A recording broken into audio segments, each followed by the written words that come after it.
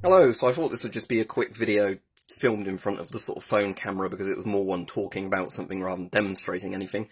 And it was sort of my thoughts on the dangers of rewriting history, because obviously as we've been seeing a lot, there's lots of things where statues should be torn down, books should be changed, and all this sort of stuff.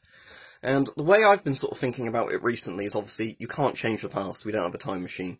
So what's done is done. Now the important thing is to learn lessons from history. So, good things can be replicated, bad things can be avoided. And this is where I think it gets quite worrying, the idea of simply sanitizing history, that if we ignore parts of history that were bad, maybe we will forget about them and ignore them. I know enough people ignore history as it is, But that's why I think there should be a very balanced view on a lot of these things. So, for example, if there was a statue of a slaver, it should probably have a plaque on saying the good and the bad things they did, so most people could come to a conclusion and probably say, yeah, that person was overall a bit of a dickhead, weren't they? I mean, that's putting it lightly, but for the whole slavery thing.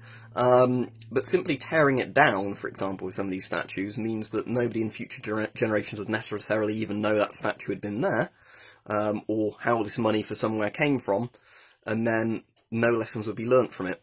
So I think it's more just, it seems very Orwellian to me, that because, you can't, as we said, go back in time and change anything, but if you essentially erase and then rewrite history, or cherry-pick history, or polish history as you want it, I don't think lessons that need to be learnt from history will be learnt from history.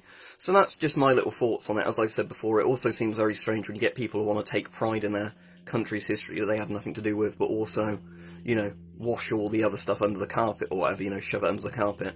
Or vice versa, you should feel ashamed for everything your country did, but none of the positives.